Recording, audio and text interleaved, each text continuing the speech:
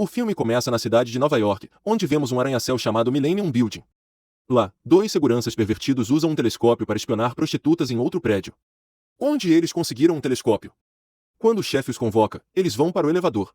Um deles vai ao banheiro enquanto o colega espera do lado de fora. Nesse momento, o homem percebe o elevador agindo de forma estranha, e sua lanterna fica esmagada entre as portas. Mas antes que ele consiga descobrir o que aconteceu, seu colega volta do banheiro e os dois entram no elevador. Na manhã seguinte, encontramos dois mecânicos, Mark e Jeff, que trabalham para uma empresa de elevadores. Mark reclama que seu trabalho é chato, mas Jeff, irritado, diz a ele para valorizar o que tem. Acontece que Jeff arranjou esse novo emprego para ele, então ele implora ao amigo que não o decepcione novamente. De volta ao edifício Millennium, um grupo de mulheres grávidas entra no elevador após a habitual sessão de exercícios. Porém, em vez de levá-los ao andar designado, ele começa a descer rapidamente. Uma das mulheres assustadas aperta o botão abrir, mas não funciona. Ao perceberem que estão presos, entram em pânico e tentam pedir ajuda, mas não há sinal. A situação fica tão intensa que duas mulheres acabam entrando em trabalho de parto. Enquanto isso, fora do elevador, os funcionários do prédio tomam conhecimento da situação. Dois trabalhadores são convocados e tentam abrir a porta, mas não conseguem. Um segurança fica muito preocupado ao saber que sua esposa grávida está lá dentro. Ele pega um grande machado e faz uma tentativa desesperada de arrombar a porta. Parece perigoso. No final, a porta se abre e os guardas ficam chocados ao descobrir que duas mulheres deram à luz lá dentro. Amamos adrenalina, dizem os bebês. A cena então muda para Mark e Jeff chegando a um restaurante para tomar café da manhã. Eles se sentam para comer, mas Jeff de repente recebe uma ligação sobre o mau funcionamento dos elevadores no edifício Millennium. Isso obriga a dupla a abandonar o café da manhã e correr para o local.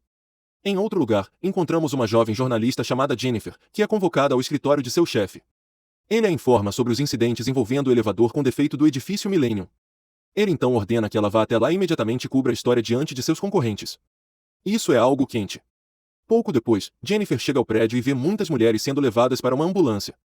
Ela tenta entrevistá-los, mas a equipe médica os acompanha. Enquanto isso, Mark e Jeff também chegam ao prédio e se encontram com um funcionário do prédio. O cara os leva até a sala de máquinas enquanto explica o incidente anterior. Ele também fala sobre o ex-colega de Jeff, Kowalski, que cometeu o impensável. A manutenção do elevador é realmente chata. Mas isso só irrita Jeff, e ele pede ao cara para ir embora. A dupla então começa a trabalhar e verifica cada peça do maquinário da casa de máquinas, mas mesmo depois de horas de inspeção, eles não conseguem encontrar nada de errado. Em algum lugar do prédio, um cego e seu cachorro são vistos saindo de um salão. Ele entra no elevador, mas rapidamente percebe que os botões não estão funcionando corretamente. Isso o obriga a sair e pegar outro elevador, mas assim que abre a porta, vemos que não há nada para pisar, exceto um vasto abismo. Seu cachorro late várias vezes para avisá-lo, mas o homem não entende. O que mais os latidos poderiam significar? Tragicamente, ele cai no poço do elevador, puxando consigo seu cachorro, que não merecia isso. À noite, Mark vai ver a namorada na casa dela. O casal brigou ontem à noite, então ele trouxe flores para ela se desculpar, mas para sua surpresa, ele a descobre dormindo com outro homem, partindo seu coração. Enquanto isso, dois seguranças do edifício Millennium são notificados de que os elevadores estão agindo de forma estranha novamente. Ao investigar, eles descobrem uma porta de elevador que abre e fecha sozinha. Um guarda espia lá dentro e encontra o cachorro pendurado por uma corda no poço.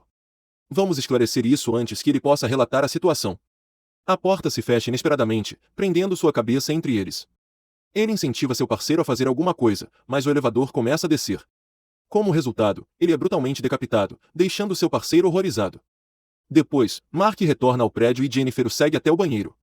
Ela pergunta sobre os elevadores para sua reportagem, mas Mark a dispensa, alegando que está tudo bem. Quando ela persiste, ele comenta sarcasticamente que os elevadores gostam de matar pessoas e que uma em cada 10 pessoas que entram neles pode morrer. Jennifer não fica satisfeita com a resposta e continua a segui-lo, mas os seguranças a restringem. Mais tarde, Jeff e Mark se encontram com o gerente do prédio, Milligan e outros executivos. Eles perguntam sobre a inspeção e Jeff explica que fizeram uma verificação completa, mas não encontraram falhas. Mark então sugere que fechem o elevador por alguns dias para que possam conduzir uma investigação mais aprofundada. No entanto, Milligan afirma que isso não é viável, pois sofrerão perdas financeiras significativas. Jeff também concorda com eles e garante que o elevador é totalmente seguro. Por que você não entra, Jeff? Na manhã seguinte, quando Mark chega para trabalhar, fica chocado ao saber que Jennifer publicou seu rosto no jornal. Ela também escreveu sobre a afirmação dele de que os elevadores são perigosos. Seu chefe, Mitchell, o convoca ao seu escritório e o confronta sobre sua declaração. Mark pede desculpas, alegando que estava apenas brincando. Ele não esperava que ela escrevesse sobre isso. No entanto, Mitchell revela que por causa da notícia, a polícia agora vê Mark como suspeito. Eles estão se referindo a ele como Dart Elevator. Mais tarde, Mark percebe Jeff discutindo com um homem vestido com um jaleco. Ao perguntar ao colega, ele descobre que o homem é o Dr. Seinberger, que projeta os componentes eletrônicos de seu elevador. Mark então pergunta sobre o ex-colega de Jeff, Kowalski, e descobre que ele cometeu o impensável ao colocar fogo em si mesmo e em seu carro. Consertar elevadores é realmente chato. Enquanto isso, vemos dois caras andando de skate na garagem do edifício Millennium. Momentos depois, um deles colide com um carro e fica ferido. Ele fica sentado no chão por um tempo, mas de repente a porta do elevador atrás dele se abre e o suga para dentro. Em seguida, o leva ao 86º andar, de onde é expulso do prédio para a morte. Algum tempo depois, Mark vê a notícia na TV e descobre que a polícia considerou isso um auto-assassinato. Ele corre para o prédio para investigar, mas os guardas se recusam a deixá-lo entrar. Nesse momento, ele avista Jennifer entre os jornalistas e rapidamente se aproxima dela. Ela se desculpa por escrever sobre ele, afirmando que não tinha mais nada para contar. Mark a perdoa desta vez, mas pede que ela não o mencione novamente em seu artigo. À noite, Jennifer faz uma visita surpresa a Mark em sua casa. Ela mostra a ele imagens de CCTV da morte do patinador, o que é muito estranho. Jennifer ressalta que o tempo que normalmente leva para o elevador subir 86 andares seria de cerca de 40 segundos a 1 minuto. Porém, no vídeo, o elevador chega a esses andares em menos de 2 segundos. Ouvir a frase menos de 2 segundos faz Mark refletir sobre por que seu ex o deixou, e ele fica chocado com a informação e se esforça para entender o que está acontecendo. Eles então vão encontrar Jeff e tentam mostrar-lhe o vídeo, mas ele parece preocupado com outra coisa. Ele se recusa a ouvi-los e vai embora para algum lugar. Mais tarde, em um restaurante, Mark explica a Jennifer como funcionam várias partes do elevador.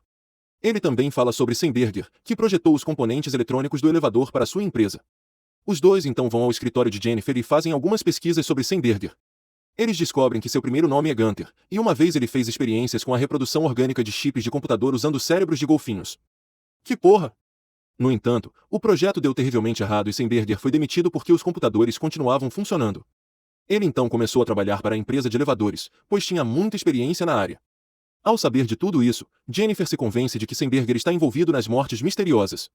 Na manhã seguinte, Milligan está vagando pelo prédio quando descobre o corpo de Jeff em um poço de elevador. Quando Jennifer e Mark chegam, ficam chocados ao saber que a polícia mais uma vez considerou o ato um auto-assassinato. Além disso, os executivos do edifício rotulam Jeff como terrorista e informam ao público que a ameaça acabou. Mark não acredita que seu amigo possa fazer tal coisa, então ele e Jennifer partem em busca da verdade. À tarde, a dupla decide visitar a casa de Kowalski, falecido há algum tempo.